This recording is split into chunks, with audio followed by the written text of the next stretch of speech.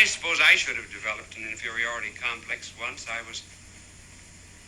Conversation, you remember the famous and great singer of the Metropolitan Opera, Grace Moore? While in conversation with her, she said after the first 10 minutes, "I have not heard a single word you said. I was just listening to your voice. You have a wonderful voice." Well, I said, "Grace, if I have a good voice, why can't I sing?" She said, "Have you ever tried?" Which one of us hasn't, huh? So she said, "Have you ever sung?" And I said, "Well, certainly." She said, "Well, from a musical point of view, what is your favorite opera?" I said, "Faust." She said, "Your favorite duet?" I said, "Ange pur, ange radieuse." She said, "All right, let's sing it together." Well, if you remember that particular duet, in round numbers, it goes up 18 and 7/8 octaves per verse. So Grace and I began singing Ange pur, ange radieuse, and her voice just ringing out over the Connecticut countryside. We went through the first verse, got into the middle of the second, and she stopped abruptly, turned to me, and she said, "You're right, you can't sing."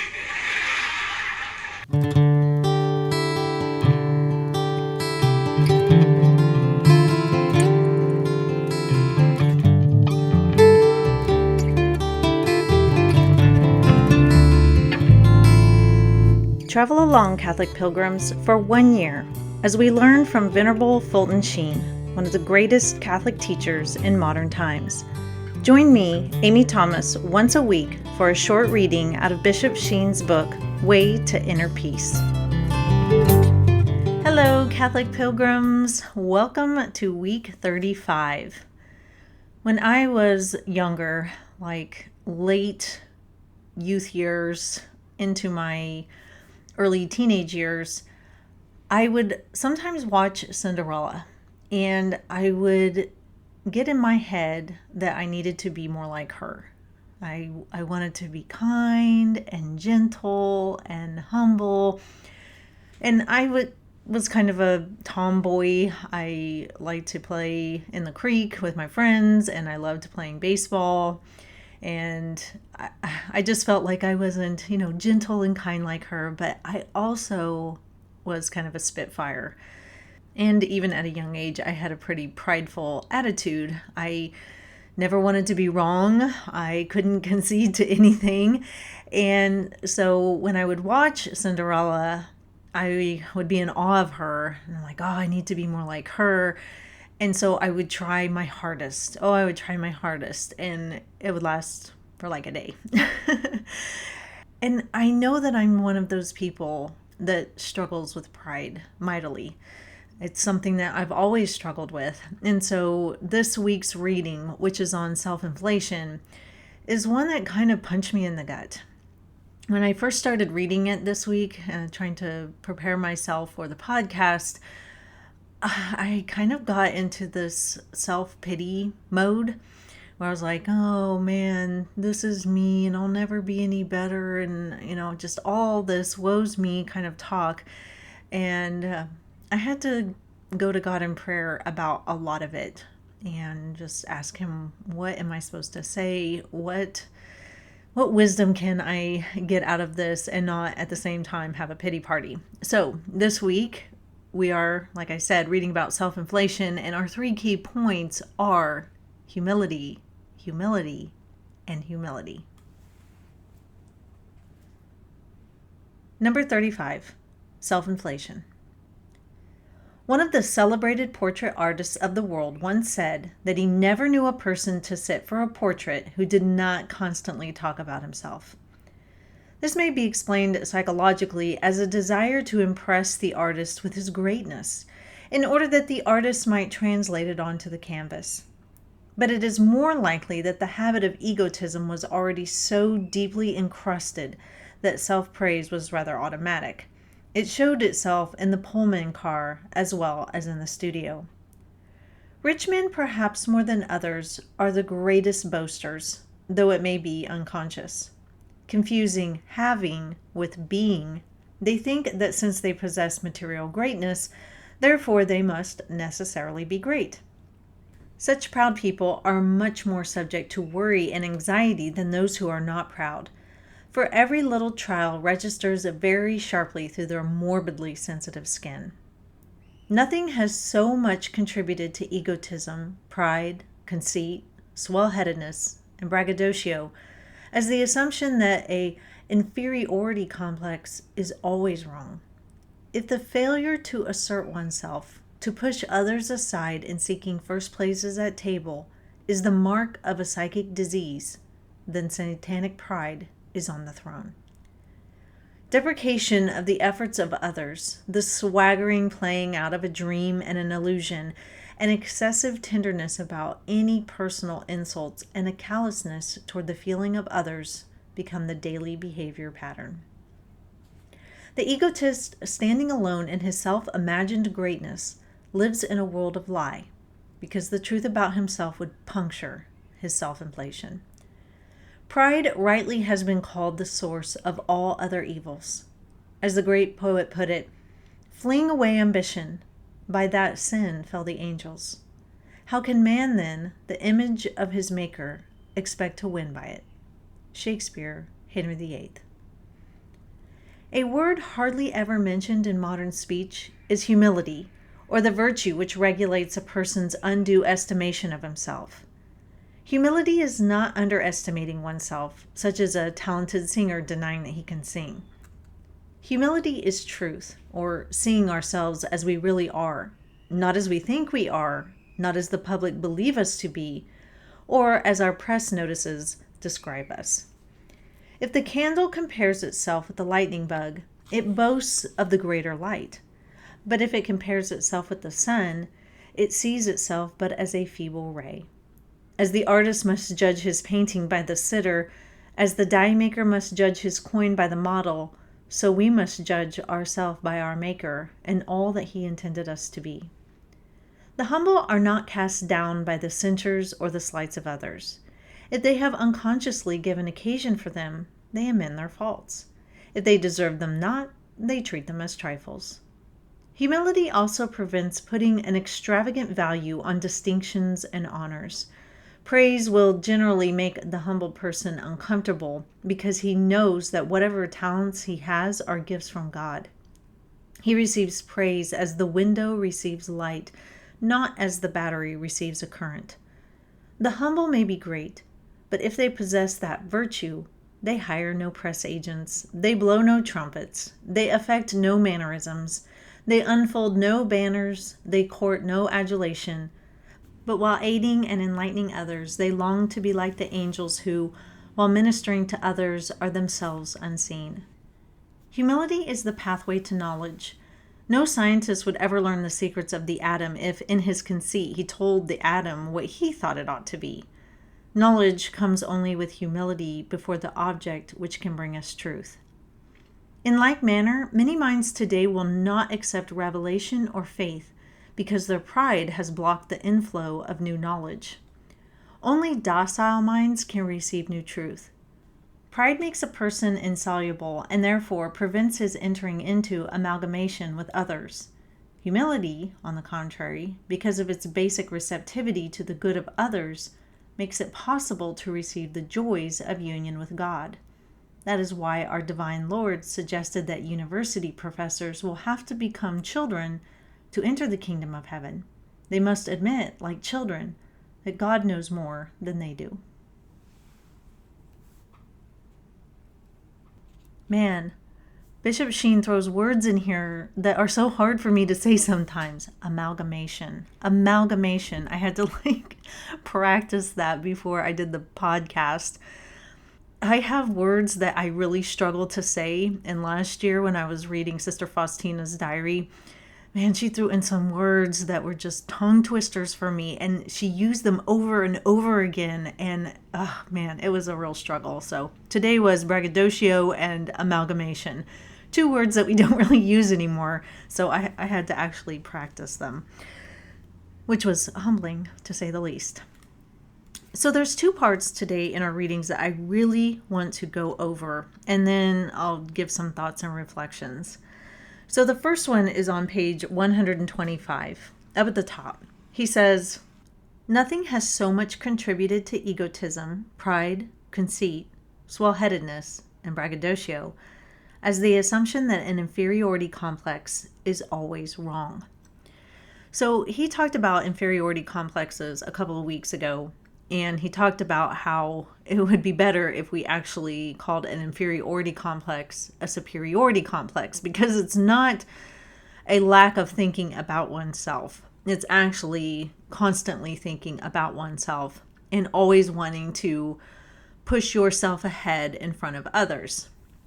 And so we live in times now where people are constantly told, no, you have an inferiority complex. You're just not putting yourself out there. You're not standing up for yourself. You're not getting what's yours. And, in some respects, it's good to, try to advance yourself in life, to try to do good for your life, success and ambition and trying to achieve certain things. Those aren't bad in and of themselves. But when we start to hyper focus on them and put others down so that we can try to rise up, that's where the problem comes in. And there's also, in our culture right now, just a hyper focus on the self. Just thinking about yourself constantly, self-care constantly. You need to do what's right for you. We're constantly told that. You do you. Don't let anybody tell you otherwise. You need to get ahead. All of these types of messages are out there. And they really do come from a place of pride, conceit, swell-headedness, and my favorite word, braggadocio. He goes on to say, if the failure to assert oneself, to push others aside in seeking first places at table, is the mark of a psychic disease, then satanic pride is on the throne. And I think this is the most important sentence in our readings today. What he's saying is, if we're seeing the failure to assert yourself kind of in a prideful way, and to push others aside so that you can get ahead, you can be number one, you can be the best, you can be the most famous, you can be the richest. If we're willing to step on people's heads and push them down so that we can have that, and to seek first places at table, if that's a sign of a disease, then like he says, satanic pride is on the throne. We honestly see an inferiority complex, or more rightly called a superiority complex, as a disease. We see not pushing yourself ahead in front of others and trampling on other people as a disease. And that is for sure the mark of pride, satanic pride as he calls it. He goes on to say, deprecation of the efforts of others, the swaggering playing out of a dream and an illusion, an excessive tenderness about personal insults, and a callousness toward the feeling of others becomes the daily behavior pattern. And we've talked about this before. Whenever you are full of pride, you cannot handle having anyone say anything about you. There can be no personal criticism whatsoever. You are excessively tender about that. What's popular today is saying that you're attacking me with your words are violence, all those different kinds of things. And you may be offering actual criticism, but they cannot handle it because they think they have this right to not hear anything bad about themselves. You're perfect just the way you are. Nobody can say anything about you, is the message. And then on the flip side, they're extremely callous towards others. And it's okay for them to be rude and ugly to other people because they deserve it. But that's the back and forth that happens. You can't insult me, but I can insult you. You hurt my feelings at the slightest thing, but I can hurt your feelings big time, and I don't even care. I mean, this is pride on full display. The next thing I want to talk about is on page 126. And again, it's more towards the top. He says, the humble are not cast down by the censures or the slights of others. If they have unconsciously given occasion for them, they amend their faults. So what he's saying is they're not excessively tender about criticisms. And the reason is because they know if they're really doing something wrong, well, I need to fix that within myself. I don't want to burden people's lives if I'm doing something that's bad for others. And so if they have maybe unconsciously given occasion to them, like he says, they amend their faults. Oh, thank you for telling me that. That's something I need to work on. It's so interesting because sometimes when I write on my social media pages, when I first started writing, if anybody ever corrected like a grammar mistake in my writing, or I had spelled something wrong, it made me so mad. I was so irritated with those people. Like, oh my gosh, nitpick, nitpick, nitpick. And I really had to take a step back and think about this. And I was like, Amy, they're actually helping you, because if people are going to go on and then share what you've written, you don't want it to be full of grammar mistakes. And I took it as this slight against myself, and they think they're better than me. What are they, some kind of English professor or something along those lines? And so I was so tender about it. But nowadays I'm like, oh gosh, thank you. I can't catch every edit, and sometimes I know what I want to say, but I just breeze right over my mistakes.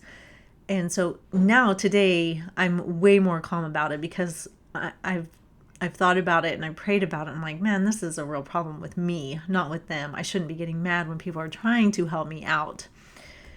So back to Bishop Sheen. He says, if they deserve them not, censures or slights by others, they treat them as trifles. They just let it go off their back. They don't worry about it. They're not bogged down by it. They're not thrown into a pity party. They're not woe's me. And they recognize that people can just be rude and mean sometimes. And if you let yourself get bothered by that constantly, then you're going to end up very miserable. And so humble people, they assess themselves. Have I done something wrong? I didn't do anything wrong. So I'm just not going to worry about this. I'm not going to drag this on for forever and be bitter towards this person and hold it against them for the rest of their life. I'm just going to move on and get on with God's will and what I need to be doing. And so I thought those were two huge things to point out in our readings today. So I told you at the beginning of the podcast that when I was younger, I would watch Cinderella and try to be like her, kind and gentle and humble. And I think it's because I recognized in myself that I had a tendency to be very prideful. And that only really grew more and more as I got older and older. I became even more prideful. The more knowledge I gained in my life, I thought I knew everything. And especially in your early 20s, sometimes you just think you know everything and you're the smartest and you're the best and no one can tell you otherwise. So I was very prideful, and I've always been somebody who doesn't mind confrontation so much. I used to really try to stoke flames. I don't as much anymore, but there is that within me. I do have to be held back by the Holy Spirit, because there is that tendency in me that wants to do that and to be super snarky and really put people in their place, have a mic drop moment. That is just Amy in her natural state. So I really have to work at pride. And it's very humbling to me to have to look at how many times in my life I've had people that I'm very, very close with. In fact, nearly everybody that I'm close with at one time or another has, in their own way, told me that I'm prideful and that I'm not the best thing since sliced bread. And when I was younger, and not that long ago actually, I would always kind of get into this self-pity mode, and oh, everybody's picking on me. They don't look at themselves, they don't see their own faults. And then I had to realize, and this is what Bishop Sheen's reading this week made me think about. I had to realize that if all these people notice this about me, maybe it's not them, and maybe it's actually me. Maybe it is actually me that needs to do the work. I mean, everybody obviously needs to do work, but I needed to stop having a woe's me party in order to comfort and kind of pat myself on the back and say, oh, it's okay, it's everybody else, they're just picking on you because they don't want to face themselves. And I had to stop doing that. And that's hard for me because it is my natural default. When anybody ever comes to me, either in my very close intimate life, or even online, if anybody ever comes to me and is like, in some way or another trying to tell me that you're being prideful, I do want to enclose and kind of lick my wounds, I guess is the best way to describe it. And so, what's so interesting for me is I do, in true humility, recognize that I have gifts from God. I feel like I'm a pretty good writer. I feel like I tell pretty good stories to help draw people in. I do have a fair bit of courage when speaking about moral issues and the truth of the Catholic faith. Those are all gifts from God, and I recognize that. And I have felt called to be, an online presence, if you will. I'm not big by any stretch of the imagination, and that's probably a good thing. But I do feel called in that area. And I've thought many times, it's so interesting that God called me to, kind of be a social media person, if that's what he really did, but I just feel called to it.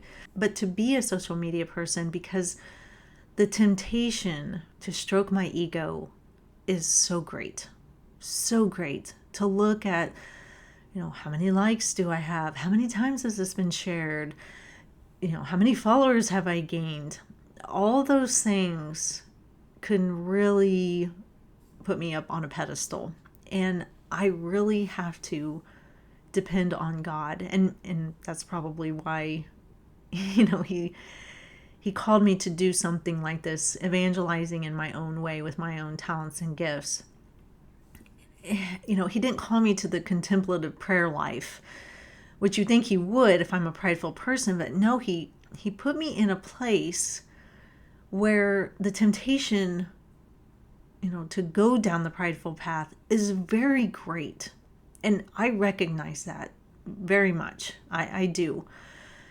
And I also recognize that it will not work unless I depend on him. Because on the days when I don't do a very good job of praying, and I don't ask for his guidance and his wisdom, and I don't ask for the Holy Spirit to rein me in, those are the days when I slip into my prideful behaviors, and I'll be especially snarky or rude to somebody.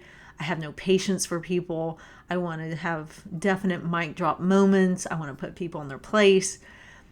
And then at the end of the day, I'm like, oh man, that was not the best me. That was not the best me. And I know why. It's because I tried to use my talents and gifts without asking God to come into those gifts and be a part of them and guide me.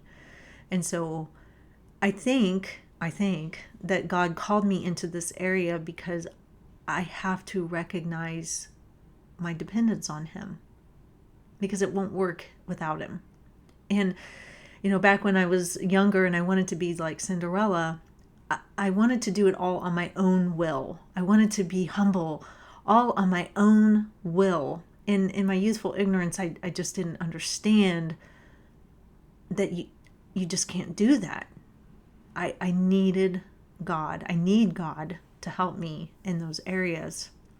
And, I did have my tender moment this week, and I was tending towards that insulating myself, licking my wounds. Everybody's been mean to me. I'm not that bad of a person, but I also recognize that I need to hear these things because pride is the thing I struggle with the most, and so it has to constantly be at the forefront of my mind. And if it's not, I will devolve into very prideful behaviors, which burden everybody, and that's not what I want to do. So I am grateful that Bishop Sheen writes things like this because people like me need to hear it.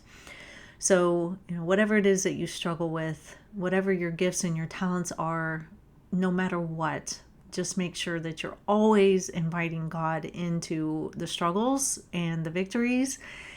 And when you do that, you will find that you're very fulfilled and that you are on the right path, and everything just clicks. It really does. So that is all for this week, Catholic Pilgrims. I will see you back here for week 36. And until then, live the faith boldly and travel well.